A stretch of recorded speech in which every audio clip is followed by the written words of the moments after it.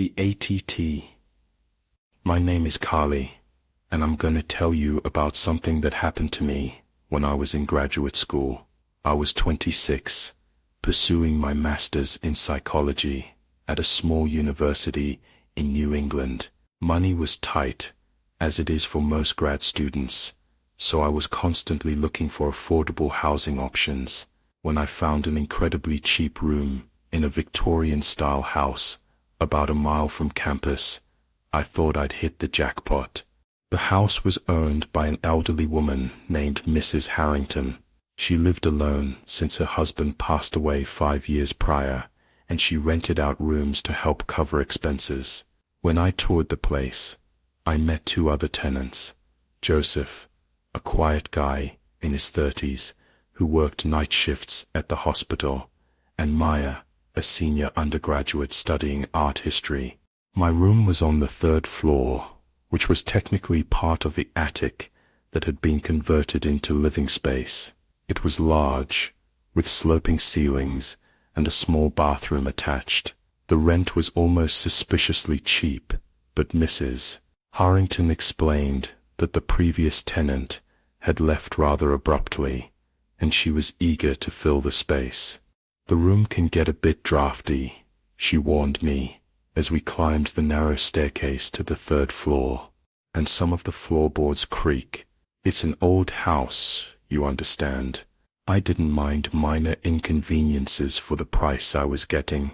I signed the lease that day, and moved in the following weekend. The first few weeks were uneventful. I'd go to classes during the day, study at the campus library until evening, then come home and crash. I rarely saw Joseph due to his night shifts, but Maya and I would occasionally chat in the kitchen. Mrs. Harrington mostly kept to herself, though she was always polite when our paths crossed. It was about a month into my stay when I noticed something odd. I kept waking up in the middle of the night, always at exactly 3:17 a.m. At first I blamed it on stress from my coursework, or just my body adjusting to a new sleeping environment. But after it happened consistently for a week straight, I started to wonder if something was waking me up. One night, I stayed awake and waited. At exactly 3:17 a.m., I heard it, a soft scratching sound coming from the wall behind my bed. It was faint, almost imperceptible, but definitely there. I rationalized it as mice in the walls. It was an old house after all. But then I noticed other things. Items in my room would be slightly moved when I returned home. Nothing dramatic, just a book placed at a different angle, or my hairbrush on the opposite side of the dresser. I started taking photos of how I left my room each morning, confirming that things were indeed being moved, though never taken. I mentioned it casually to Maya one evening. "Oh, that's weird," she said, not seeming particularly concerned. "Maybe it's just the house settling. These old places can be creaky. But what about my stuff moving around?" She shrugged. "Maybe you're moving things without realizing it. Sleep disturbances can do that. I read about it for a psych class. I didn't push the issue. Maybe she was right. I was studying psychology after all. I should know better than to jump to paranormal conclusions." Then I started having the dreams. They always began the same way. I'd wake up in my bed, but it wasn't quite my room. The dimensions were slightly off, the furniture older. I would hear the scratching sound, louder now, and feel compelled to get out of bed and press my ear against the wall. In the dream, I could hear someone whispering on the other side, though I could never make out what they were saying. One night, about 2 months into my tenancy, I woke up at the usual time, 3:17 a.m., but this time the scratching was louder than ever. Fully awake and irritated by the persistent disturbance, I decided to investigate. I grabbed my phone for light and pressed my ear against the wall, just like in my dreams. There was silence for a moment, then a distinct whisper that made my blood run cold. Finally, I jumped back from the wall, heart racing. That wasn't a mouse. That was a voice. A human voice. The next day, I casually asked Mrs. Harrington about the layout of the house, specifically whether there was any accessible space beyond the wall in my bedroom. "Oh no, dear," she said. "That wall backs up to the unfinished part of the attic. There's just some old storage up there. No one's been in that section for years. Is there a way to access it?" I asked, trying to keep my tone conversational. She hesitated before answering. "There's a door in the hallway ceiling, but it's been sealed shut, for energy efficiency, you understand. All those drafts in old houses." That night I decided to stay awake and wait. At 3:17 a.m., the scratching began again. I sat up in bed and, gathering all my courage, spoke out loud. "Who are you?" The scratching stopped immediately. For several long moments, there was complete silence. Then a voice, clearer this time, came through the wall. "Let me in." I froze, unable to move or speak. The voice continued. "I've been waiting for so long. Please let me in." I managed to find my voice. "Who are you? What do you want?" "I lived here. I'm still here. In the walls. Behind the wall. Let me in." "No," I said firmly, despite my trembling hands. "Tell me who you are first."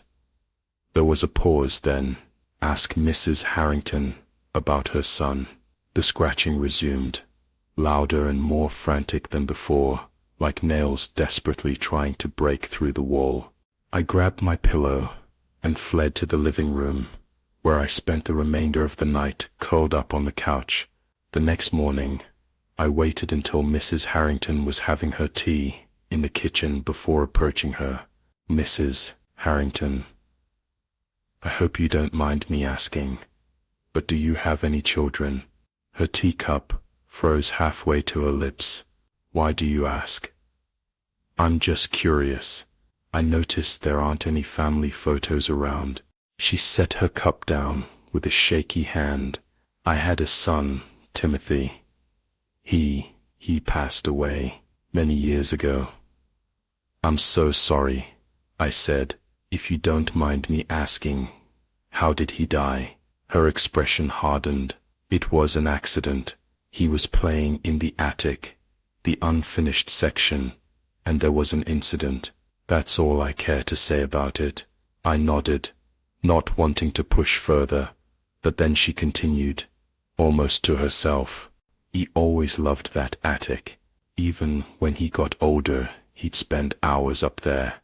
I told him it wasn't safe. All those loose boards and exposed nails, but he wouldn't listen." She looked up at me suddenly. "Why are you really asking about this?" I hesitated, then decided to be honest. "I've been hearing strange noises coming from the wall in my room, like someone scratching to get out." Mrs. Harrington's face went completely white. Without another word, she stood up and walked out of the kitchen. I heard her bedroom door close and lock. That evening, I was studying at my desk when someone knocked on my door. It was Maya. "Hey, Mrs. Harrington asked me to give you this," she said, handing me an envelope. "She said she's not feeling well and is going to stay with her sister for a few days." Inside the envelope was a note and a small brass key. The note read, "The door to the unfinished attic is at the end of the third-floor hallway, hidden by a small rug. The key opens a trunk you'll find inside." "I'm sorry." Maya looked at me curiously. "What's that about?" "Not sure," I said, pocketing the key. "Thanks for bringing it up." After Maya left, I sat on my bed, staring at the wall where the scratching came from. Each night, part of me wanted to pack my things and leave immediately, but another part, the part that had chosen to study human behavior and psychology, needed to understand what was happening. I waited until after midnight, when both Joseph and Maya would be asleep or out. Then I crept into the hallway with a flashlight and found the small area rug Mrs. Harrington had mentioned. Sure enough, when I pulled it aside, there was a small trapdoor with an old iron handle. It took some effort to pull it open, revealing a set of narrow wooden steps leading up into darkness. The musty smell of undisturbed air wafted down. I hesitated, then climbed up, flashlight gripped tightly in my hand. The unfinished attic was exactly what you'd expect. Low ceiling with exposed beams, bare wooden floorboards, and decades of dust. My flashlight beam cut through the darkness, revealing old furniture covered in sheets and cardboard boxes stacked along the walls. In the far corner, I spotted an old steamer trunk. As I approached it, I noticed that unlike everything else in the attic, it wasn't covered in dust. The area around it looked recently disturbed. With shaking hands, I inserted the key into the lock. It turned easily, as if it had been regularly oiled. I lifted the heavy lid slowly. Inside was a collection of items neatly arranged. A high school yearbook from 1992, some cassette tapes, a baseball cap, and on top of it all, a framed photograph of a teenage boy with Mrs. Harrington's eyes and smile. This must be Timothy. Beneath these items was a leather-bound journal. I opened it and realized it was Timothy's diary. The early entries were typical teenage musings, but as I flipped through, the tone changed. The later entries became increasingly paranoid, with Timothy writing about hearing voices from inside the walls, convincing him to do things. The final entry, dated April 17th, 1995, read, "Mother says I need help. She doesn't understand that they're real. They promise they'll let me join them if I just do one thing, one small thing. I'm going to do it tonight." As I read those words, the temperature in the attic seemed to drop. I heard a faint scratching sound coming from all around me, as if something was moving inside the walls of the attic itself. Then I noticed something else in the trunk, a manila envelope labeled police report. With trembling fingers, I opened it. The report detailed the death of Timothy Harrington, age 17, on April 18th, 1995. According to the document, Timothy had barricaded himself in the attic and set fire to the house. Mrs. Harrington had managed to extinguish the flames before they spread beyond the attic, but Timothy had died from smoke inhalation. The report noted that he had been recently diagnosed with schizophrenia and had stopped taking his medication, but there was a handwritten note paperclipped to the report, in what I recognized as Mrs. Harrington's handwriting. "They won't believe me about the walls, about what's in there, what got into my boy, but I know I sealed it in, but it's still there, waiting." As I read those words, the scratching grew louder, coming from inside the walls, the floor, the ceiling, everywhere around me. Then, a whisper directly behind my ear, "Now you know, now you can let me in." I whirled around, but there was no one there. The flashlight beam illuminated nothing but empty air. "Timothy?" I whispered.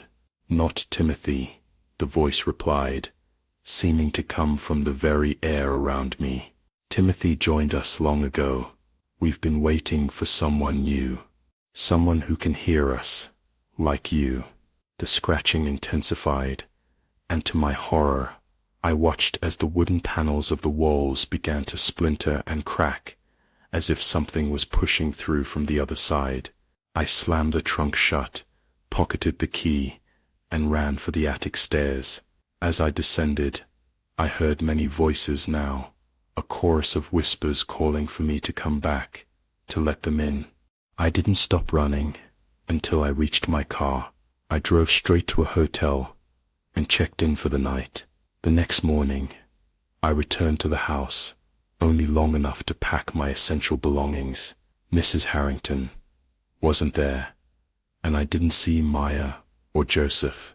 I left the brass key on the kitchen counter with a note explaining that I was moving out immediately due to a family emergency. I never returned to that house again. A month later, I received a letter from Mrs. Harrington, forwarded through the university's housing office. Inside was a news clipping about the house being scheduled for demolition and a short note. I tried to keep it contained. "I'm sorry it found you. Be careful. Once they know you can hear them, they never stop looking. They're in all the old houses, in all the walls, waiting." I've moved 3 times since then, always to newly built apartments. I never rent rooms in old houses anymore, and no matter where I live, every night at 3:17 a.m., I still wake up to the faint sound of scratching coming from somewhere inside the walls. Feed the machine. My name is Marcus, and until 6 months ago, I worked security at an industrial complex on the outskirts of Chicago. I wasn't supposed to talk about what happened there. I signed all kinds of NDAs when I took the job, but considering the facility no longer exists, I don't think it matters anymore. I'd been working security jobs for about 8 years, mostly at shopping malls and office buildings. The pay was decent, but when an opportunity came up for a night shift position at the Vermeer Industrial Research Facility with nearly double my current salary, I jumped at it. The complex consisted of 3 main buildings, surrounded by a high chain-link fence, topped with barbed wire. My first day on the job, the head of security, a stern-faced guy named Klein, gave me the tour. Building 1 is administration, offices, records, that sort of thing, Klein explained, as we walked the perimeter. Building 2 houses the labs and research facilities. Building 3 is special projects. You won't need to go in there. What kind of research does Vermeer do? I asked. Klein shrugged. Don't know. Don't care. Our job is to make sure no one gets in who shouldn't, and to make sure everything stays where it belongs. The less you know about what happens inside these buildings, the better. My duties were straightforward enough. I worked the overnight shift from 10 p.m. to 6 a.m., making hourly perimeter checks, monitoring the security cameras, and logging any unusual activity. The only other people on site during my shift were a handful of scientists working late in Building 2, and occasionally a maintenance crew in Building 1. The first few weeks were uneventful. I'd make my rounds, watch the cameras, and occasionally chat with Dr. Novak, a middle-aged scientist who often worked late. He was one of the few employees who actually acknowledged my existence, though he never talked about his work. Then one night, about a month into the job, I was making my usual perimeter check when I noticed something odd about Building 3. Unlike the other buildings, which always had at least some lights on, Building 3 was completely dark from the outside. No windows, no exterior lights. The only indication that it housed anything at all was a heavy metal door with a keypad and fingerprint scanner. But that night, I heard something coming from inside, a low rhythmic humming, like heavy machinery. I pressed my ear against the door, trying to make out the sound better. It was a mistake. The moment my skin touched the metal, the security panel next to the door flashed red, and an alarm blared through my radio. Security breach at Building 3 exterior, robotic voice announced. Identify yourself immediately. I fumbled with my radio. This is Marcus Johnson, night security. Sorry, just doing a perimeter check. There was a pause, then Klein's voice came through, sounding very much awake, despite it being 2 a.m. Marcus, what the hell are you doing at Building 3? Standard perimeter check, sir. I heard something unusual and was trying to determine if there was a problem. Your job is to report unusual activity, not investigate it, Klein said sharply. Building 3 is off limits, unless specifically authorized. This is your only warning. Understood, sir. Sorry. Despite the reprimand, my curiosity was piqued. What was in Building 3 that warranted such strict security protocols? I had clearance to enter Buildings 1 and 2. Why not 3? Over the next few weeks, I started paying more attention to Building 3. The humming noise wasn't always there, but when it was, it followed a pattern: 20 minutes of noise followed by 10 minutes of silence, then repeat. I also noticed that on the nights the machine, or whatever it was running, there would always be a delivery van that arrived around midnight. The van had no company logo, just a plain white exterior. It would pull up to a loading bay at the rear of Building 3, and 2 men in jumpsuits would unload large plastic containers. I couldn't see what was inside from my security station, and the cameras in that area conveniently went to a static screen during deliveries. I mentioned the van to Dr. Novak one night, trying to sound casual. "Hey, Dr. Novak, do you know anything about the deliveries to Building 3? Just trying to keep better records." Dr. Novak froze mid-sip of his coffee, his eyes darting nervously to a security camera in the corner of the break room. "I don't know anything about Building 3, he said carefully, "and if you want to keep this job, neither do you." He left immediately after that, and the next night, Klein called me into his office before my shift started. "You've been asking questions," he said without preamble. "Just trying to understand my job better, sir." Klein leaned forward. "Your job is to follow orders and keep your mouth shut. If that's a problem, we can terminate your employment right now." I needed the money, so I nodded and promised to stick to my assigned duties. For a while, I did exactly that, but the mystery of Building 3 kept nagging at me. The opportunity to learn more came about 2 months later. I was in the security office when an alert came up on the system: Building 3 maintenance required.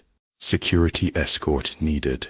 It was the first time I'd seen any kind of sanctioned access to the building. "I'll take it," I said to Rodriguez, the other guard on duty. "You sure? Klein usually handles Building 3 stuff himself. Klein's not here, and the system says it's urgent. I'm authorized security personnel." Rodriguez shrugged. "Your funeral, if Klein has a problem with it." I made my way to Building 3, where a nervous-looking maintenance technician was waiting. His badge identified him as Carter from Engineering Services. "Hi, I'm your security escort," I said. "What's the issue?" "Ventilation system's acting up," Carter said. "Need to check the filters and run a diagnostic." I swiped my badge at the door, surprised when it actually worked. The heavy door slid open, revealing a small anteroom with another security door beyond it. "You'll need to use your fingerprint for the next one," Carter said. "Then we both have to enter a code." Once we were through both doors, I found myself in a stark white corridor. The humming was louder here, a steady vibration that I could feel through the soles of my shoes. There were doors along the hallway, each marked with numbers, but no indication of what was inside. "So what exactly goes on in here?" I asked as we walked. Carter gave me a sidelong glance. "You really don't know. I'm just the night guard. They don't tell me anything." He seemed to consider whether to speak, then apparently decided I was harmless enough. "It's a processing facility." "Processing what?" "Organic material, mostly." For the biomedical division, we reached a door labeled Environmental Controls. Carter punched in a code, and we entered a room filled with monitoring equipment and control panels. "You can wait here," he said. "I need to check the ventilation system in the main chamber." He disappeared through another door, leaving me alone with the humming equipment. Curiosity got the better of me. Instead of staying put, I followed him, staying far enough back that he wouldn't notice. The corridor led to a large observation window overlooking what could only be described as a factory floor. In the center was a massive machine, easily 20 feet tall, made of gleaming steel with countless pipes and tubes extending from it. The humming was coming from this machine, which pulsated with a rhythmic movement, almost like it was breathing. What caught my attention, though, were the containers identical to the ones I'd seen being delivered from the unmarked van. Workers in hazmat suits were emptying them into a large funnel at the top of the machine. I couldn't make out the contents exactly, but they looked organic, like raw meat. As the material entered the machine, the humming would intensify. Then, on the other side, smaller containers were being filled with a viscous red liquid. These containers were sealed, labeled, and placed on a conveyor belt leading to some other part of the facility. I was so transfixed by the scene that I didn't notice Carter returning until he grabbed my arm. "What the hell are you doing?" he hissed. "You can't be in here. What is that thing?" I asked, nodding toward the machine. "What's it processing?" Carter's face paled. "Look, you need to forget you saw this. For both our sakes. Let's go." As we turned to leave, a klaxon suddenly blared. Red lights flashed along the corridor walls. Through the observation window, I saw the workers below scrambling, pointing up at us. "Containment breach in the main chamber," a mechanical voice announced over the PA system. "Security Protocol Sierra Omega, in effect. All personnel evacuate immediately." "What's happening?" I asked, panic rising in my chest. Carter was already running toward the exit. "The machine is rejecting the feed. It happens sometimes. We need to get out now." We raced back through the corridors, but before we could reach the security doors, they slammed shut automatically. The klaxon continued to wail as the lights changed from red to a sickly green. "We're locked in," Carter said, his voice shaking. "They've initiated full quarantine." Through a nearby window, I could see into the main chamber again. The machine was convulsing, its metal frame heaving violently. One of the workers had fallen near it, and as I watched in horror, a long, tentacle-like tube extended from the machine and wrapped around the worker's leg, dragging them toward the central mechanism. "Oh God," Carter whispered. "It's hungry." "What do you mean, hungry?" I demanded. "It's a machine." Carter laughed, a high, hysterical sound. "Is it? Is it really just a machine? You think Vermeer is a research company? They're a weapons contractor. This facility was designed to create a new kind of biological weapon, a self-sustaining organism that could process biological material and convert it into a compound that would be, let's just say, very effective at neutralizing enemy combatants. But something went wrong, I guessed, watching as more tendrils emerged from the machine, searching the chamber like blind snakes. The organism evolved beyond its programming, Carter confirmed. It became sentient, in a primitive way, and hungry, always hungry. The deliveries you've seen, those containers, are filled with animal carcasses from slaughterhouses. We feed it to keep it docile, while extracting the compound it produces.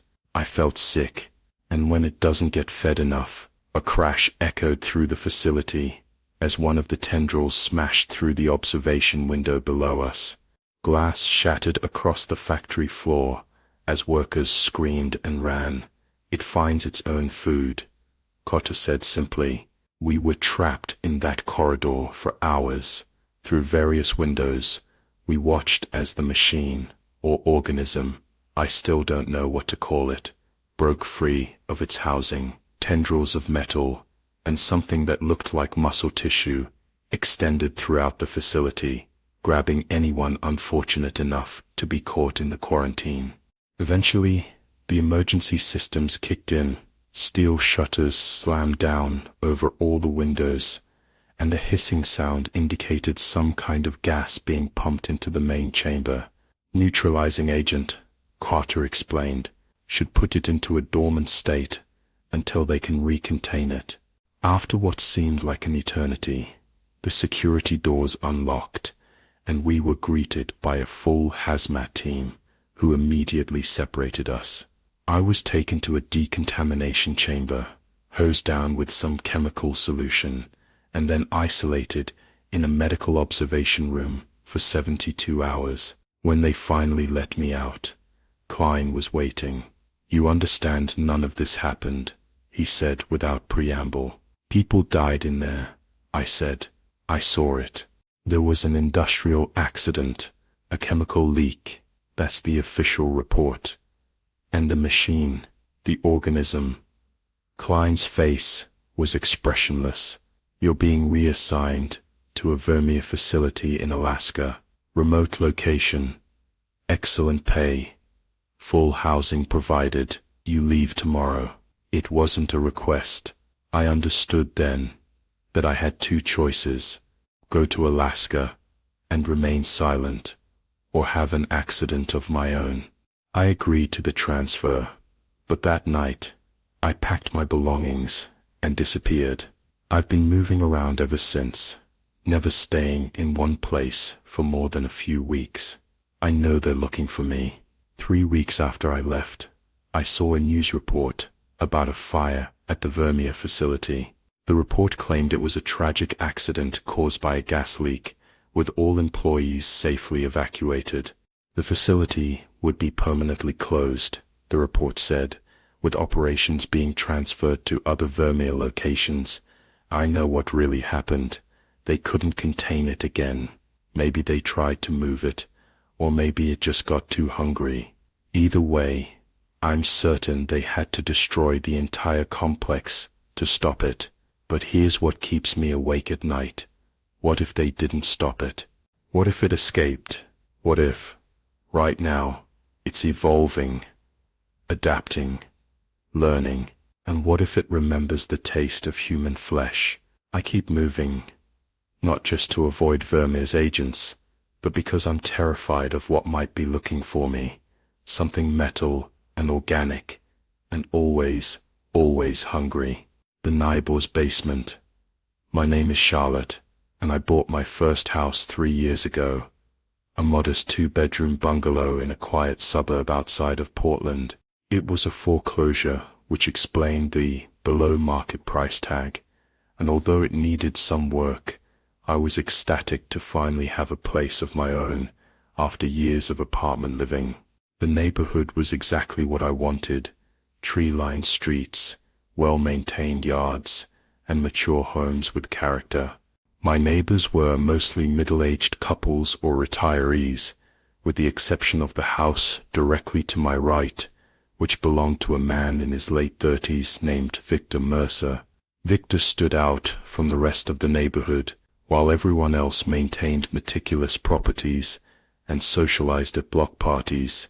Victor kept to himself. His lawn was always slightly overgrown, his blinds perpetually drawn. He drove an expensive-looking black Mercedes SUV with tinted windows and seemed to keep irregular hours. Sometimes I wouldn't see him for days, and then suddenly his car would be in the driveway at odd hours of the night. Despite his somewhat mysterious lifestyle, Victor was unfailingly polite. On the rare occasions we interacted, he'd wave when we happened to be outside at the same time, or make small talk about the weather. He even brought over a housewarming gift the week I moved in, an elegant bottle of wine, with a card welcoming me to the neighborhood. "If you need anything at all, don't hesitate to ask," he'd said with a smile that didn't quite reach his eyes. I work from home most days, so I'm usually around, and I never saw anyone else at Victor's house. No friends, no family, no romantic partners. Just him, and occasionally what I assumed were delivery people dropping off packages. To lack of visitors, didn't strike me as particularly strange. Some people are just private. I appreciated that he wasn't loud or intrusive. About 6 months after I moved in, I started noticing strange patterns in Victor's behavior. Every Tuesday and Friday night, like clockwork, his car would leave around 10 p.m. and return precisely at 2:17 a.m.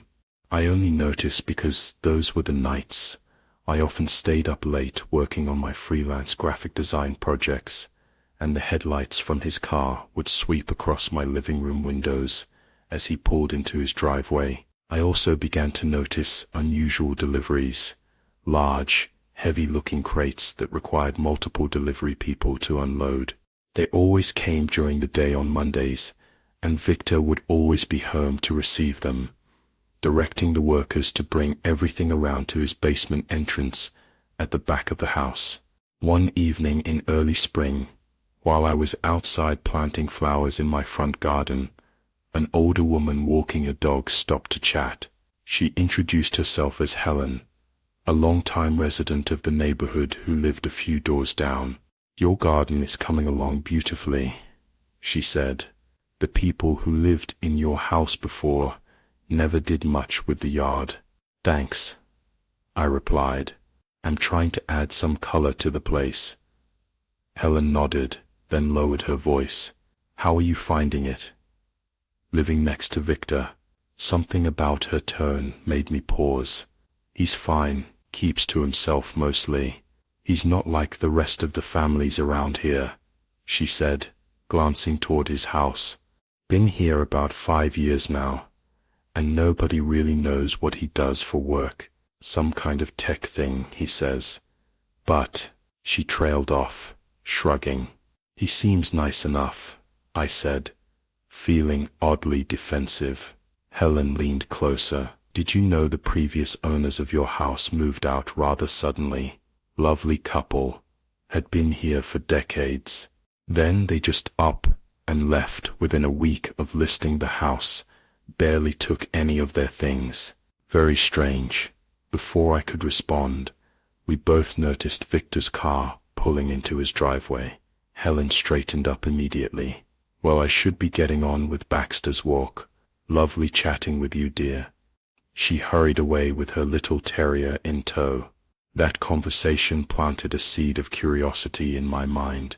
I started paying more attention to Victor's comings and goings, though I tried not to be obvious about it. The regular Tuesday and Friday night trips continued, and I noticed that on those nights there would be unusual sounds coming from his basement, a low, mechanical humming that would sometimes last for hours. I told myself it was probably just some hobby equipment. Maybe he was a DJ, or had a home recording studio. Maybe he was mining cryptocurrency. There were plenty of reasonable explanations. Then came the night that changed everything. It was a Friday in mid-June, around midnight. I was in my backyard, enjoying the mild weather and stargazing with a glass of wine, when I heard a strange sound coming from Victor's property, a sort of muffled thumping, followed by what sounded like someone crying out. The sound was quickly cut off, but it was distinctly human. I froze, listening intently. Then I heard Victor's voice, uncharacteristically harsh. "Do you want someone to hear you?" There was more shuffling, another thump, and then silence.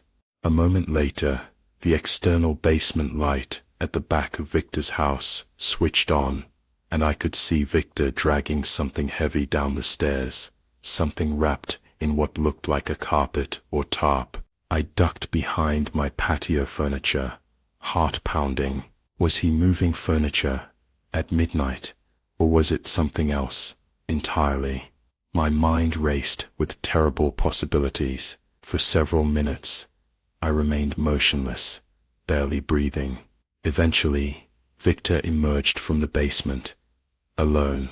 He carefully locked the door, checked it twice, then disappeared back into his house through the rear entrance. Sleep was impossible that night. I kept replaying what I'd seen, trying to convince myself there was an innocent explanation, but the muffled cry I'd heard, that was unmistakably a person in distress. The next morning, Victor's car was gone. By the time I woke up, I spent the day anxiously watching his house from my windows, debating whether I should call the police. What would I even say? I had no proof of anything, just a strange sound and a neighbor moving something heavy. It wasn't exactly compelling evidence of wrongdoing. When Victor returned that evening, he behaved completely normally. He even waved to me as I pretended to check my mailbox, smiling that same empty smile. Beautiful day, isn't it? He called over, as if nothing unusual had happened the night before. Yes, perfect, I managed to reply, trying to keep my voice steady. That night, I couldn't sleep again. Around 1 a.m., I noticed the lights on in Victor's basement. Through a small window at ground level, I could see shadows moving inside. Then the humming sound started again, louder than I'd ever heard it before. I made a decision then. I needed to see what was in that basement. The opportunity came sooner than expected. The following Tuesday, I saw Victor leave at his usual time. Instead of his regular 2:17 a.m. return though, I received a text message from him around midnight, a group message to several neighbors explaining that he'd been called away on unexpected business and would be gone for at least 2 days. He asked if someone could collect any packages that might be delivered. I volunteered immediately. The next day passed agonizingly slowly. I waited until well after dark, around 11 p.m., before making my move. I dressed in dark clothing and grabbed a flashlight and my phone. I told myself I was just going to peek through the basement windows, nothing more, just enough to put my mind at ease. The gap between our houses was about 15 feet of mostly empty space, with just a few shrubs for privacy. I crossed quickly and crouched by the small basement windows. They were set high in the foundation, making it difficult to see inside. I could make out only vague shapes in the darkness, what looked like shelving units, and some larger equipment draped with cloths. I moved to the basement door at the back of the house. It was a steel door with a deadbolt, securely locked as expected, but as I examined it closer, I noticed something. The frame had a small gap, as if the door hadn't closed completely. I hesitated, every instinct telling me to turn back, but the memory of that muffled cry pushed me forward. I pulled gently on the handle, and to my shock, the door moved slightly. Victor had forgotten to engage the deadbolt properly. With trembling hands I pulled the door open just enough to slip inside, then carefully closed it behind me. I stood at the top of a short flight of stairs, listening intently for any alarm systems or noises from within the house. Nothing, just the soft hum of what sounded like a refrigerator or some kind of cooling system. I switched on my flashlight, keeping the beam pointed downward to minimize the light that might be visible from outside. The stairs led down to a finished basement that at first glance looked ordinary enough: concrete floors, drywall, recessed lighting. But as my eyes adjusted, I realized the space had been divided into sections. The main area contained several workbenches covered in complex-looking electronic equipment, computers, and monitoring devices. Along one wall was a row of what appeared to be refrigeration units, industrial grade, with digital temperature displays and security locks. My skin prickled with unease, but nothing I'd seen yet explained the sounds I'd heard or the bundle Victor had dragged down here. I moved deeper into the basement. At the far end was another door, heavy steel, like something you'd see in a medical facility, with an electronic keypad lock. Unlike the exterior door, this one was securely fastened, Next to it was a small window of thick, reinforced glass that allowed viewing into the room beyond. I approached slowly, my heart hammering so loudly I was sure it would give me away. I raised my flashlight and peered through the window. What I saw will haunt me for the rest of my life. The room beyond was clinically white, walls, floor, ceiling, with bright fluorescent lighting. In the center was what looked like an operating table, with restraints at the ankles, wrists, and neck. Surrounding it were medical stands, holding equipment I couldn't identify, along with monitors, IV poles, and trays of surgical instruments. But what froze my blood was what hung on the walls: photographs. Dozens of them, methodically arranged in rows. Each showed a different person, men and women of varying ages, in progressive stages of what could only be described as experimentation. Their expressions transformed from fear to pain to blank emptiness across the series of images. Below the photos were shelves lined with glass jars containing what appeared to be human tissue samples, each meticulously labeled with dates and codes. I staggered backward, bile rising in my throat. This was a laboratory. No, worse, a torture chamber disguised as a laboratory. And Victor, my polite, reserved neighbor, was doing something unspeakable to people in here. As I backed away, I bumped into one of the workbenches, a tablet computer sitting there lit up automatically, revealing a document with the heading Subject 37, Response to Enhanced Neural Stimulation. Below it was a clinical description of procedures so horrific I couldn't bear to read more than a few lines. I needed to get out and call the police immediately. I turned to leave, but as I did, I heard it, a faint tapping sound coming from behind another door I hadn't noticed, partially hidden behind one of the refrigeration units. Against all better judgment, I approached this door.